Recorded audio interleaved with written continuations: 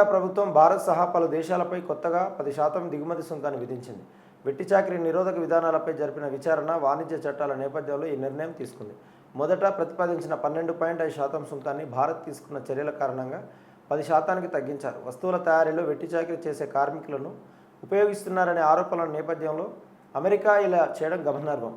ఈ మేరకు నిన్న ఫెడరల్ రిజిస్టర్ నోటీసులో ట్రంప్ ప్రభుత్వం ఈ కొత్త సుంకాలను ప్రకటించింది. ఇవి రేపటి నుండి అమల్లోకి వస్తాయి. ఈ కొత్త విధానం కింద 10% సుంకాన్ని ఎదుర్కొనున్న 18 దేశాలలో భారత్ కూడా ఒకటి. ఈ జాబితాలో Argentina, Bangladesh, Britain, Canada, Indonesia, Malaysia, Mexico, Pakistan, Sri Lanka వంటి దేశాలు ఉన్నాయి. 1974 వాణిజ్య చట్టంలోని సెక్షన్ 301 కింద ఈ కొత్త సుంకాలు విధించారు. గతంలో విధించిన టారిఫ్ల కోసం ఉపయోగించిన అత్యవసర అధికారాలతో పోలిస్తే ఈ చట్టపరమైన నిబంధన న్యాయపరమైనటువంటి సవాళ్లకు తక్కువ అవకాశం ఉందని యుఎస్ ప్రభుత్వ వర్గాలు భావిస్తున్నాయి. తమ వాణిజ్య భాగస్వాములు బలవంతపు కార్మిక నిబంధనలను బలహీనంగా అమలు చేస్తున్నారని వాషింగ్టన్ భావిస్తున్న నేపథ్యంలో ఆ సమస్యను పరిష్కరించడానికి ఈ సుంకాలు విధించినట్లు యుఎస్ వాణిజ్య ప్రతినిధి జెమిసన్ గ్రీర్ తెలిపారు.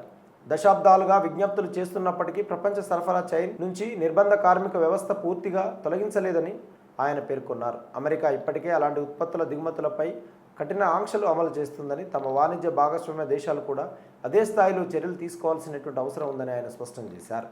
ఈ సుంకాలు 99.4% అమెరికా దిగుమతులను కవర్ చేస్తాయి. వాషింగ్టన్తో ఇప్పటికే సుంకాల పరిమితులపై చర్చలు జరిపిన దేశాలతో ఉన్న వాణిజ్య ఒప్పందాల కింద అంగీకరించిన స్థాయిల కంటే ఈ కొత్త సుంకాలు వాటి రేట్లను పెంచవని అమెరికా అధికారులు తెలిపారు. కాగా అమెరికా కొత్త సుంకాలు విధించడంపై పలు దేశాలు విమర్శలు చేశాయి. వెట్టి చాకిరీ విషయమై తాము ఇప్పటికే కఠినమైన నిబంధనలు అమలు చేస్తున్నామని, కాబట్టి ఈ సుంకం సమర్థనీయం కాదని నార్వే పేర్కొంది. ఆస్ట్రేలియా, బ్రెజిల్ ఈ చర్యను అన్యాయమైనదిగా అభివర్ణించి దానిని ఉపసంహరించుకోవాలని కోరుతామని తెలిపాయి. ఇటీవల అమెరికా విధించిన వేర్వేరు సుంకాల బారిన పడిన కెనడా ఈ విషయంపై వాషింగ్టన్తో సంప్రదింపులు కొనసాగిస్తామని తెలిపింది. ఈ కొత్త చర్యలు గడువు ముగుస్తున్న తాత్కాలిక సుంకాలను సమర్థవంతంగా భర్తీ చేస్తూ మరింత బలమైన చట్టపరమైన పునాదిపై నిలబడతాయని వాణిజ్య నిపుణులు తెలిపారు. కాక్రోచ్ జనతా పార్టీ నిరసన సందర్భంగా జరిగిన హింసలో ప్రత్యక్షంగా పాల్గొన్నట్లు తెలిపిన వ్యక్తుల పాస్పోర్ట్లను రద్దు చేయవచ్చని ఢిల్లీ పోలీసు వర్గాలు పీటీఐకి తెలిపాయి. ఈ మేరకు నిరసన సందర్భంగా జరిగిన అల్లర్లు, ఇతర హింసాత్మక చర్యలలో పాల్గొన్నారని ఆరోపణలు ఎదుర్కొంటున్న వ్యక్తులను సీసీ ఫుటేజీ, వీడియో రికార్డింగ్లు, ఇతర సాంకేతిక ఆధారాలను ఉపయోగించి ఢిల్లీ పోలీసులు గుర్తించడం ప్రారంభించారు. తదుపరి చట్టపరమైన చర్యలను తీసుకునే ముందు హింసాత్మక సంఘటనలో పాల్గొనే వారిని, ఆరోపణలు ఎదుర్కొంటున్న వారి గుర్తింపును నిర్ధారించడమే దీని లక్ష్యమని వారు తెలిపారు. గుర్తింపు ప్రక్రియ పూర్తయి ఆధారాలను పరిశీలించిన తర్వాత హింసలో చురుగ్గా పాల్గొన్నట్లు తేలిన వారి పాస్పోర్టులు రద్దు చేయడానికి పోలీసులు చర్యలు ప్రారంభించవచ్చునని వర్గాలు తెలిపాయి. అయితే ఏ చట్టపరమైన నిబంధనలను ప్రయోగించవచ్చో లేదా ప్రతిపాదిత చర్య పరిధిలోకి ఎంతమంది వస్తారో వారు స్పష్టంగా పేర్కొనలేదు. కాగా ఆందోళనకారుల పాస్పోర్టులు రద్దు చేస్తే నిరసన సమయంలో చెలరేగిన హింసకు సంబంధించి ఇప్పటికే నమోదైన క్రిమినల్ కేసులకు అది అదనం అవుతుంది. దర్యాప్తులో భాగంగా నిఘా కెమెరాల ఫుటేజ్, సేకరించిన వీడియోలను పోలీసులు విశ్లేషించడం కొనసాగిస్తున్నారని వర్గాలు తెలిపాయి. ఈ ఘటనలో పాల్గొన్నారని ఆరోపణలు ఎదుర్కొంటున్న వారిని గుర్తించడానికి దర్యాప్తు సమయంలో సేకరించిన డిజిటల్ మెటీరియల్తో సహా ఇతర సాంకేతికతపై కూడా దర్యాప్తు అధికారులు ఆధారపడుతున్నారని అధికారులు తెలిపారు. అందుబాటులో ఉన్న సాక్ష్యాలను క్షుణ్ణంగా పరిశీలించిన తర్వాతే చర్యలు తీసుకుంటామని వారు స్పష్టం చేశారు. అయితే ప్రతిపాదిత పాస్పోర్ట్ రద్దుపై ఢిల్లీ పోలీసులు ఇప్పటి వరకు ఎలాంటి అధికారిక ప్రకటన జారీ చేయలేదు.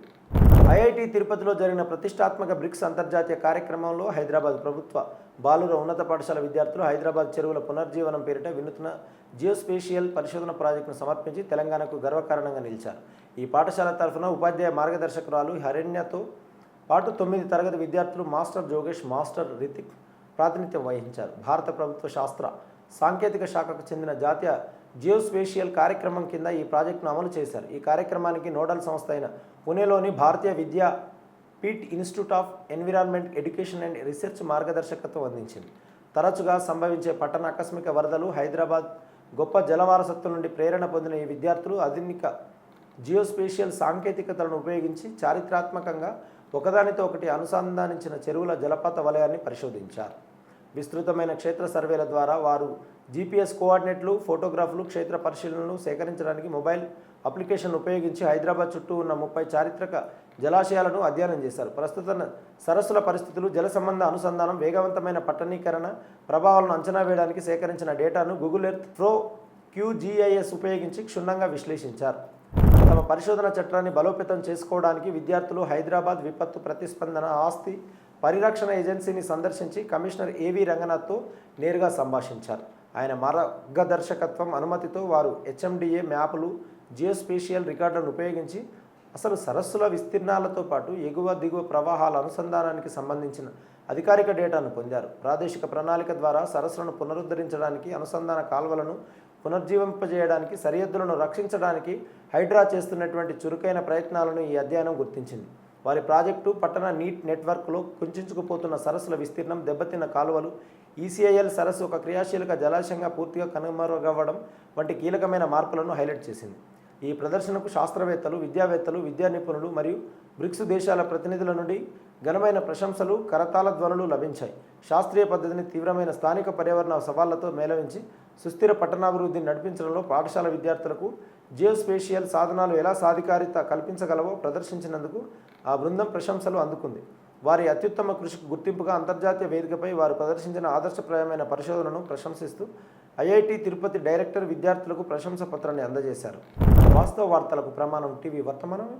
ఈ వార్తలు ఇంతటితో సమాప్తం. మరిన్ని విశేషాలతో మళ్ళీ కలుద్దాం. నమస్కారం. సబ్స్క్రైబ్ చేయండి, షేర్ చేయండి, లైక్ చేయండి, కామెంట్ చేయండి. వర్తమానాన్ని ప్రజల్లోకి తీసుకెళ్ళండి. ధన్యవాదాలు. Thank you.